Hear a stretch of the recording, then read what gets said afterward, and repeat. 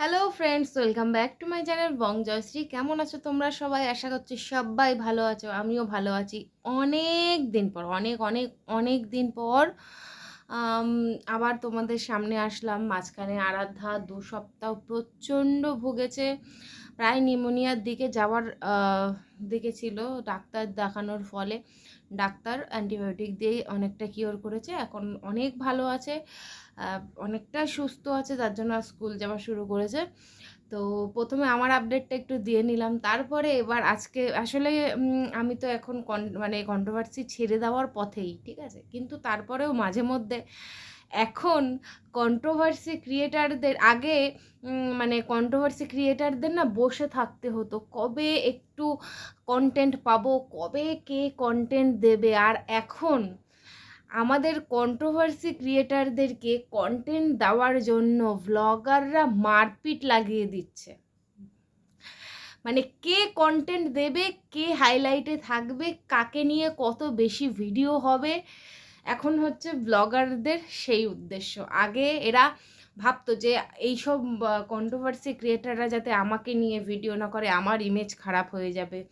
আর সেই সব ব্লগার, সব বড় বড় ব্লগাররা আজকাল নিজেরা যেচে যেচে কন্ট্রোভার্সি ক্রিয়েটারদের হাতে তাদের লাইফস্টাইল তুলে দিচ্ছে, কারণ জানে কন্ট্রোভার্সি ক্রিয়েটাররা যাকে নিয়ে চর্চা করবে সে থাকবে সব সময় শীর্ষবিন্দুতে, তার ভিউজ হবে লাখে লাখে, আর তার আর্নিং ঢুকবেও লাখে লাখে। তো হ্যাঁ, 2 বছর ধরে ওই এক বেচা মানে বেচুরাম, আর এক হচ্ছে মিনা, এই চলতে চলতে চলতে চলতে এই বেচুরামের নতুন গার্লফ্রেন্ড, আর এই মিনার 2 নম্বর 3 নম্বর বর বিয়ে, উফ, একদম ঘেটে গেছিলাম। কিন্তু নতুন টপিক, নতুন ট্রেন্ড ঢুকে গেছে কি না, এমএসএল এর মানে যে ফিমেল ক্রিয়েটার আর তার ছোট ননদ পাগলিটার মধ্যে ঝামেলা। প্রায় মানুষই খুব ভালো করে জানে বা এটাই বিশ্বাস করে যে এটা নাটক। হ্যাঁ, অবশ্যই 95% আমি শিওর এটা নাটক। দেখো, মানে কি বলবো, কিছুদিন আগেও একটা মানে ওর তো নোটিফিকেশান আসে, তো আমি ভিডিও না দেখলেও নোটিফিকেশানগুলো যখন আসে তখন তো টাইটেল দেখাই যায়। তো দেখেছিলাম কোথাও যাচ্ছে, এই ছোট ননদকে নিয়েই সব জায়গায় যাওয়া আসা হয়, জিন্স পরে দুজনে যাচ্ছে। তো হঠাৎ করে আহ, কয়েকদিনের মধ্যেই এতটা মানে একেবারে সেই মানে ঝগড়াঝাঁটি অশান্তিটা যে শুধু ক্যামেরার সামনে চলে এসেছে তাই না, এখন ননদ বৌদিকে নিয়ে, বৌদি ননদকে নিয়ে কুটনি, অসভ্য, ছোট লোক বলে একদম টাইটেল। তো ব্যাপারটা ঠিক হজম হচ্ছে না। দেখো, আমরা যখন কোনো একটা অশান্তি হবে যখন কোনো একটা অশান্তি হবে তখন না কোনটা বানাওয়াট আর কোনটা সত্যি এটা বুঝতেই পারবে, ঠিক আছে। যে একদিন দুদিনের মাথায় জাস্ট ক্যামেরার সামনে এসে দুজন দুজনের নামে শুধু বলছে না, দুজন দুজনের নামে শুধু বলছে না, টাইটেলও দিচ্ছে তারা, অথচ বলছে যে সারাদিনই বাড়িতে ঝগড়া হচ্ছে। যখন সারাদিন বাড়িতে ঝগড়া হচ্ছে তাহলে সোশ্যাল মিডিয়াতে কেন? আসল হচ্ছে, হতে পারে দেখো একসঙ্গে যখন দুজন তিনজন এই চারজন ভাই বোন, হুম, যখন চারজন ভাই বোন এক বাবার বাড়িতে প্রত্যেকেরই ভাগ সমানভাবে আছে, কিন্তু এই যে একটা বাড়ির বউ যখন পুরো বাড়িটাকে আবার সুন্দর করে পুরো মার্বেল বসিয়ে দোতলা কমপ্লিট করছে, তখন নিশ্চয়ই সে কোনো নিশ্চয়তা নিয়েই করেছে। এবং তার ভাসুর আলাদা জায়গা কিনে বাড়ি মানে আলাদা জায়গা নিয়ে বাড়ি করেছে। আচ্ছা, বড় ননদের তো অলরেডি নিজের শ্বশুর বাড়িও আছে, প্লাস নিজেও একটা বাড়ি বানিয়েছে, সেটাও আছে। ছোট ননদেরও শুনেছি ভালোই ছিল। এখন ছোট ননদ কন্টেন্টের খাতিরে বা একটু আর্নিংয়ের খাতিরে দুজনে মিলে ভাই কারণ সত্যি কথা বলতে এদের পয়সার দরকার। আর সবথেকে বড় কথা, এখন সমাজটা এমন হয়ে গেছে যেখানে কেচ্ছা কেলেঙ্কারি সেখানে ভিউজ, আদারওয়াইজ ভিউজ নেই। এতদিন এরও কোনো দোষ নেই, এই যে MSL এর যে ফিমেল ক্রিয়েটার, এরও কোনো দোষ নেই, দোষ আমি দেখতে পাই না। তার কারণ ও তো ভালো করেই ভিডিও দিচ্ছিল, ওর বিরিয়ানি রান্না করা, দুদিন পর পর ননদ আসা, দুদিন পর পর এর জন্মদিন, ওর জন্মদিন, এলাহি খাওয়া দাওয়া, রান্না বান্না, এত কিছু সব তো চলছিল। কজন দেখতে বলো তো, কটা মানুষ দেখতে যেত? কারোর ইন্টারেস্ট নেই তো। ওর তো জীবনে ভালোই আছে, ও বাড়ি ঘর দুয়ার করে ফেলেছে, ধুর ওদেরকে কে দেখে। এখন তো এই মিনা কেচ্ছা করছে, মিনা 3টে বিয়ে করছে, মিনার বর 2টো বিয়ে করছে, এখন তো এইসব দেখতে হবে, বাড়ির কেচ্ছা দেখতে হবে, ওর মা ওর নামে কি বললো, ওর মা ওর নামে কি বললো, এসব দেখতে হবে।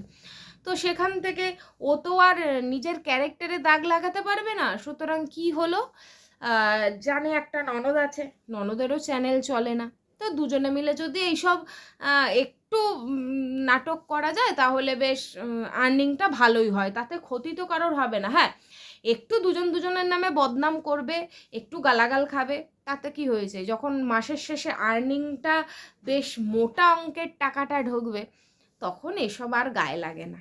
এটা ভেবেই এটা করা পরিষ্কার।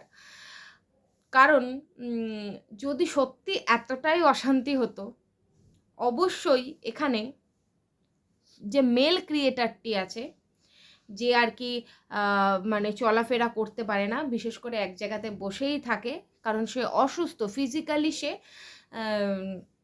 অসুস্থ, তো তাকে দেখানো হতো। কারণ এর আগে আমরা দেখেছি ছোটোখাটো মানে কন্ট্রোভার্সি ক্রিয়েটাররা, একজন তো কেসও খেয়েছে, দিল্লিতে কেস চলছে। তো যাই হোক, বিভিন্ন কোনো ক্রিয়েটার তাদেরকে নিয়ে কোনো বাজে মন্তব্য করলে বা বাজে ভিডিও করলে, মেল ফিমেল দুজন ক্রিয়েটারই কিন্তু বসে তার উত্তর দিত, ঠিক আছে, দুজনে একসাথে লাইভে আসতো।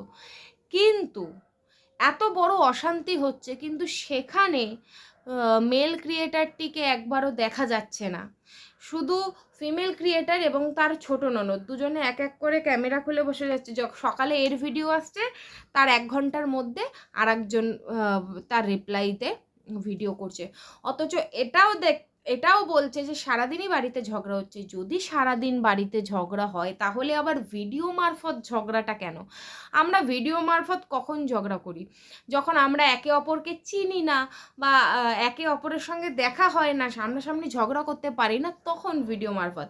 যেমন আমার সঙ্গে ধরো আরাধ্যার বাবার কোনো যোগাযোগ নেই, সে কোনো যোগাযোগ রাখেনি, কিন্তু ওকে না আমার রামপাট খিস্তি মারার খুব ইচ্ছা। মানে ওকে আমার মানে কি বলবো, ওর যে চরিত্র সেটাকে আমার খুলে দেওয়ার খুব ইচ্ছা।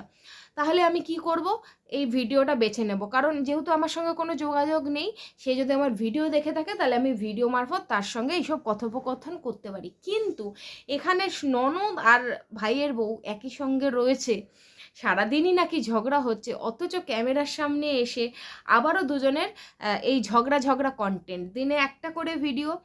যদি সেরকমই ঝগড়া হয় দিনে 3-4টে করে ভিডিও আসতে পারে, কিন্তু তাই না, যে আমার রাগ হয়েছে, আমার এখন এইটা হয়েছে, এই পরিস্থিতি দেখো, এই পরিস্থিতি, সেটা কিন্তু হতে পারে না।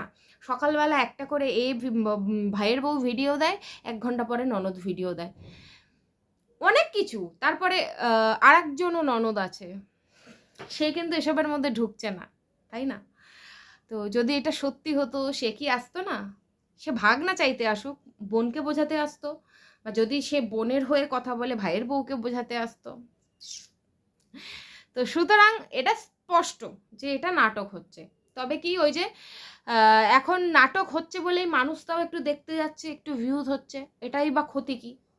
কারণ আঙুল যদি বলে না, সোজা আঙুলে ঘি না উঠলে আঙুলটা একটু বেঁকাতে হয়, তো সেটাই হচ্ছে। এতদিন ও সোজা আঙুলে ঘি তোলার চেষ্টা করেছে, ওঠেনি, তাই ও আঙুলটা বেঁকিয়েছে। আমি এতে ওর কোনো দোষ দেখছি না, কারণ এখন ওয়াইটিটা এমনই হয়ে গেছে যে যেখানেই কেচ্ছা যেখানেই কেচ্চা সেখানেই মানুষ ভিড় করবে। আর এই যে অনেক কন্ট্রোভার্সি ক্রিয়েটাররা বলছে যে মানুষ ঠকাচ্ছে, মানুষ ঠকাচ্ছে। আরে মানুষ তো আজকাল নিজেরাই নিজেদেরকে ঠকায়। কোনো ভালো একটা কন্টেন্ট দেখে নিজের ভাবে এরা কোনো ভালো কন্টেন্ট দেখা, আজকালকার যে ভিউয়ার্সরা রয়েছে তারা ভাবে ভালো কন্টেন্ট দেখা মানে তার নেট নষ্ট করা। তারা ভাবে এই নেট যে আমরা এত কষ্ট করে ভরছি তা সেটা দিয়ে আমরা ফুল এন্টারটেনমেন্ট নেব, এবং ফুল এন্টারটেনমেন্ট কোথায় পাবো? যেসব ব্লগারদের বাড়িতে কেচ্ছা চলছে, লাইফে কেচ্ছা চলছে, সেই কেচ্ছা দেখব, ওখানে কমেন্ট করব, নেগেটিভ হোক পজিটিভ হোক কমেন্ট করব, তার বিরুদ্ধে কন্ট্রোভার্সি ক্রিয়েটাররা কি বলছে সেগুলো দেখব, জাস্ট মজা নেব। এটাই হচ্ছে ভিউয়ার্সরা চায়। সুতরাং এখানে ভিউয়ার্সদেরকে কেউ ঠকাচ্ছে না। ভিউয়ার্সদের চাহিদা অনুযায়ী এখন ব্লগাররা তাদের যদি পারিবারিক কেচ্চা থাকে সেটাকে সামনে আনছে, অথবা পারিবারিক কেচ্চা বানিয়ে সবার সামনে প্রেজেন্ট করছে। এখন কিচ্ছু করার নেই, এখন ব্লগারদেরও কিছু করার নেই, তাদের নামে দোষ দিলেও হবে না, কারণ যেটা এখন ভিউয়ার্সরা চাইবে তারা তো সেটাই করবে। কারণ এই যে তার এই যে ফিমেল ক্রিয়েটার, MSL এর ফিমেল ক্রিয়েটার, তার ননদের কথা বলছি, ও তো এমনিতেই পাগলের মতন বকে। তার তার কি বক্তব্য, হাসিও পায়। আমাকে ছোটবেলায় বিয়ে দিয়েছে, তোকে কি জোর করে বিয়ে দিয়েছে 13 বছরে? আর তোর মানে এই যে তুই বলছে যে 13 বছরে বিয়ে দিয়েছে, ওর মায়ের নামে তো এখনও কেস হয়ে যাবে, ওর মায়ের নামে তো এখনও কেস হয়ে যাবে 13 বছরের মেয়েকে বিয়ে দেওয়ার জন্য। আচ্ছা, 13 বছর ধরে এত বছর অবধি কেটে গেল, মেয়ের দায়িত্ব ভাইয়ের বউ নিয়ে নিল, মেয়ে এতদিন ধরে বেশ ভালো আছে, এখন হঠাৎ করে সেও বড়োর সঙ্গে থাকতে পারছে না হঠাৎ করে। মানে সব কিছুর একটা লিমিট থাকে। মানে কোনো স্ক্রিপ্ট লেখা হোক, কোনো নাটক সাজানো হোক, মানে সেটাকে এমনভাবে সাজাতে হয় যাতে মানুষ বিশ্বাস করে। তার আগে যদিও বা এরা এরকম প্র্যাঙ্কের নাম করে অনেকবার নাটক করে ফেলেছে না, তো আর তার মধ্যে নিয়েছে কাকে নাটক করার জন্য? ওই ছোটো পাগলিটাকে, যেটা মানে আর কি মানে এইদিকে এত রাগ, মানে ভাইয়ের বউকে নিয়ে বাজে টাইটেল দিয়ে দিচ্ছে, অথচ ভাইয়ের বউকে সেই কনি করে কথা বলছে। মানে আমার এত রাগ, যার ওপর আমার এত রাগ তাকে আমি তার হাফ নামে, যে আদরের নামে ডাকছি। হয় আমরা রেগে গেলে কি করে হয় ফুল নাম নিই, না হলে ভাইয়ের বউ বলি, মানে এরকমই তো বলি যে রেগে গেলে তার নাম নেব না। যেমন এই যে কন্টেন্ট ক্রিয়েটারদের মধ্যে দেখো, কেউ কারোর সঙ্গে খুব যখন লাগালাগি হয় তখন তাদের যেই নামগুলো ছদ্মনাম, নোংরা একটা ছদ্মনামে ডাকা হয় যাতে লোকে চিনতে পারে, ঠিক আছে? কিন্তু আবার যখন পীড়িত হয় তখন আবার নামগুলোকে শর্ট করে ডাকা হয়, শর্ট করে, বা নাম নিয়ে ডাকা হয়। ঠিক সেরকমই আমরা করি তো। অথচ দেখো ননদ এসে ভাইয়ের বউয়ের পিন্ডি চটকাচ্ছে, কিন্তু এদিকে নামটা কিন্তু ওই আদরের নাম, কনি। তো যাই হোক, ভিউয়ার্সরা দেখতে ভালোবাসছে, তো মানুষ তো এখানে এসছে পয়সা কামানোর জন্যই, তাই না? তো যারা কেচ্ছা করছে তারা ভরে পয়সা কামাবে, আর ভালো ভিডিও যারা দিচ্ছে তারা পয়সা কামাবে না, তাহলে তাদের জন্য তো কোনো রাস্তা খোলা নেই। তাদের জন্য একটাই রাস্তা খোলা আছে, কোনো ফ্যামিলি কেচ্ছা থাকলে সেটাকে সামনে নিয়ে আসা। এবার ওদের হয়তো কোনো ফ্যামিলি কেচ্ছা নেই, তো ওই জন্যই ননদ বৌদি মিলে এন্টারটেনমেন্ট করছে। ক্ষতি নেই, এন্টারটেনমেন্ট হতে ভালোই লাগছে, বেশ দুজনের সুন্দর মতো 1 ঘন্টা 2 ঘন্টা পর ভিডিও, মানে 2 ঘন্টা 1 ঘন্টার অন্তর ভিডিও আসছে, বেশ মানে সুন্দর মতন একটা ঝগড়া চলছে, সাজানো ঝগড়া চলছে, ভালো লাগছে দেখতে, কারণ মানুষ এন্টারটেন হচ্ছে, আর তার জন্য ওদের কিছু আর্নিং হচ্ছে, যেটার জন্য ওরা এটা করছে। তো এতে ভুল কিছু নেই, তবে এটুকুই বলবো যে প্রচুর খিস্তি খাবে যখন যখন যদি কোনোদিনও এটাকে ভুল করেও প্র্যাঙ্ক বলে, প্রচুর খিস্তি খাবে। আর যদি কোনোদিনও পুরোপুরি সামনে চলে আসে, ধরা পড়ে যায়, তখনও খিস্তি খাবে। অবশ্যই ওই যে বললাম না, মোটা টাকা যখন ব্যাংকে ঢুকবে তখন এইসব খিস্তি ফিস্তি আর মনে থাকে না। তবে এটা যদি মানে 95% তো নাটক, পুরোটাই বোঝা যাচ্ছে, আর যদি 5% সত্যি হয়, তবেও আমি একটা কথাই বলবো যে যে করেই হোক ইনকামটা করেছে MSL এর ফিমেল ক্রিয়েটারটি, ঠিক আছে? এবং ননদ এখন বলছে, আমাকে বলেছিল তোর যদি সংসার না হয় তুই চলে আসবি। বলেছে তো বলেছে, তোর মা বাবা বলেছে, তোকে করে খাওয়াবে তোর মা, ভাইয়ের বউ তো খাওয়াবে না, তাই না? ভাইয়ের বউ তো খাওয়াবে না, তোকে করে খাওয়াবে তুই মা, তোর মা। তোর ভাইয়ের বউ রান্না করেনি, তুই রান্না করতে পারিস না? এতদিন বাড়িতে রান্না করে খাসনি তো ভাইয়ের বউয়ের ভরসায় বসবো কেন? মাকে বলবো তুমি চাল ডাল এনে দাও, ফুটিয়ে নিচ্ছি, মাকে নিয়ে রান্না করে।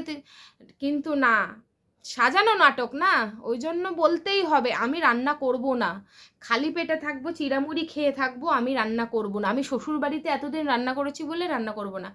ওই যে বললাম না, কাঁচা খেলোয়াড় হলে যা হয়, কাঁচা খেলোয়াড় তো, ওই যে সোনা এমনিতেই পাগলি, ননদ এমনিতেই পাগলি, ওর কথাবার্তার কোনো ছিঁড়ি নেই, সেটা আমরা প্রত্যেকেই জানি। তার মধ্যে ওকে দিয়েছে এত বড় একটা গুরু দায়িত্ব দজ্জাল ননদের, ও তো এমনিতেই আধ বলদ, তো এই গুরু দায়িত্ব ওর দ্বারা সম্ভব না, ঠিক আছে? ওই যে বলদের মতো বলছে আমি এখানে থাকবোই, বাড়ির ভাগ নেবই। হ্যাঁ, বাড়ির ভাগ তুই নিতেই পারিস, কিন্তু যে ইনকাম করছে সে তোকে রান্না করে খাওয়াবে কেন? আর আর আর যে ফিমেল ক্রিয়েটারটি আজকে বললো আমি বাড়ি ভাড়া দেখছি, কেন? এটা যদি সত্যি হয়, আমি আমার মতন আমার স্বামী নিয়ে, আমার মেয়েকে নিয়ে রান্না করে 3জনে মিলে খেয়ে নেবো। উপরে নিজের যেই ঘরে থাকি, নিজের যেই জায়গাটা আমি ইউজ করি, সেটাকে তালা মেরে রাখবো। আমার কাজ হয়ে গেলে আমার যাকে নিয়ে অসুবিধা, সে উপরে না আসলেই হলো, সে নিচে থাকলেই হলো। তার জন্য আবার আলাদা ঘর বাড়ি দেখা, আসলে না, এই যে কিছু কিছু ক্রিয়েটার, ধরো মৌ, তার চিকিৎসার জন্য কলকাতায়, নিজের অত সুন্দর বাড়ি থাকতেও ভাড়া বাড়িতে তার থাকতে হচ্ছে কলকাতায়, সে অসুখ চিকিৎসার জন্য। আচ্ছা, তারপরে আর ওর দেখা দেখি আর একজন নাটক মারিয়ে একটা শহরে ফ্ল্যাট নিল, ফ্ল্যাট নিয়ে থাকছে। তো এসব দেখে স্বাভাবিক, যখন বাড়ি করছিল তখন দেখেছে এক ধারসে সব পরপর পরপর পরপর, মানে মন্দিরে শুরু করলো বাড়ি করা, তারপরে এক ধারসে সব পরপর বাড়ি করে ফেললো। এখন সবাই গোছানো বাড়ি রেখে একজন ভাড়া বাড়ি গেল চিকিৎসার জন্য, তার দেখা দেখি বাকি সবাই পরপর করে এখন ভাড়া বাড়ি খুঁজছে, কারণ একটু তো চেঞ্জ করতে হবে না? এখন ভাড়া বাড়িতে গেলে আবার কিছু মাস বেশ ভালো ভিউজ হবে, ইনকামটা হবে। না, আমি এটাই বুঝি না, শুধু যে ইনকাম হবে তা না, খরচাটাও তো হবে। এই যে ভাড়া বাড়িতে গিয়ে থাকতে এতগুলো টাকা করে ভাড়া দিতে হবে, তাতে যেরকম ভিউজটাও হবে, খরচাটাও তো হবে, এগুলো তো বুঝতে হবে।